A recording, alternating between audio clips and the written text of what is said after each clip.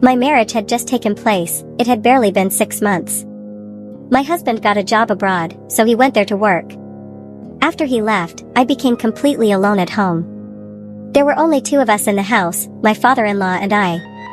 But slowly, I began to feel that my father-in-law's looks toward me had started to change. His behavior was becoming stranger with each passing day. One night, I was about to go to my room to sleep. The door was left half open.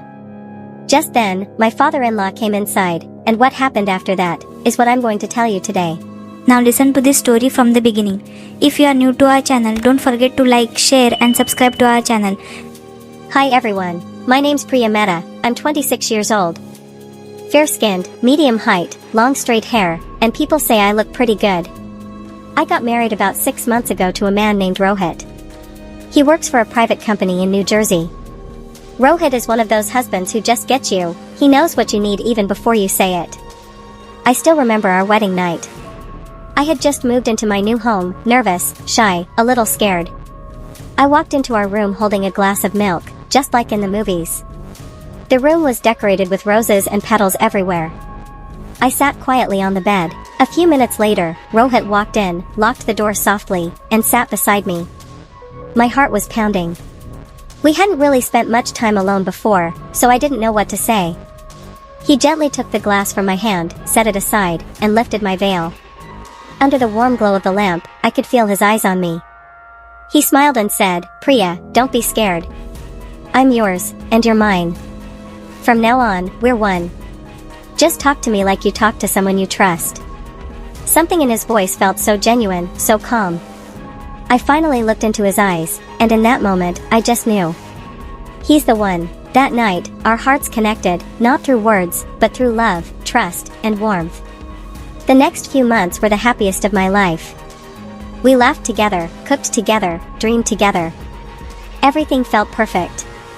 And then one day, Rohit got a job offer in Dubai. He came home beaming with excitement. "Priya," he said, "I got the offer. This could change our lives." I smiled, "That's great. When do we leave?" His smile faded a little. "At first, I'll have to go alone. Just for a year. Once I'm settled, I'll bring you and Dad there too." My heart sank a bit, but I understood. He hugged me tightly. "Just trust me, Priya. I'll be back soon, and when I am, I'll never let you feel alone again." That night, I cooked his favorite meal. As he packed, he kissed my forehead and said softly, "You're my lucky charm." The next morning, he left for Dubai. I watched him go, standing by the door, wishing that 1 year would somehow fly by. After he left, it was just me and Dad, my father-in-law, Mr. Rajesh Mehta, 55, calm, quiet, polite. My mother-in-law had passed away 2 years earlier. When Rohit was home, everything was fine. But after he left, I started noticing small changes. Dad's eyes lingered a little too long when he looked at me. When I was cooking, I'd see him watching from the kitchen door. Sometimes, while I was in the shower, he'd knock on the bathroom door for no reason. At first, I brushed it off. He's lonely, I told myself. I still treated him with respect, made him tea, reminded him of his medicine, talked to him kindly. But over time, those looks became uncomfortable. Those knocks started to feel intentional. Then one morning, I thought he'd gone for his walk. I quickly took a shower, wrapped a towel around myself, and stepped out, only to find him standing there, right in front of me. I froze. He didn't say a word. He just stared.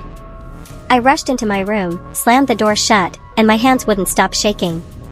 After that, things got worse. He started bringing me flowers, chocolates, small gifts, things that felt wrong. I tried to ignore him. Pretend it wasn't happening. But one night, I realized, enough was enough. That night, I made a plan. I set my phone near the window, hit record, and left the door half open. Then I turned off the lights and pretended to sleep.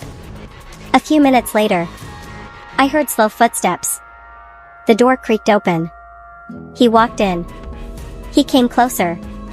And closer. I could feel him standing right beside me. I opened my eyes suddenly and said, "Dad. What are you doing here?" He froze, then smiled awkwardly. "Oh. I just wanted to see if you were asleep." His eyes told me a different story. I said sharply, "Please leave." He took another step forward and said softly, "Priya, I really like you. You remind me of my wife. I love you."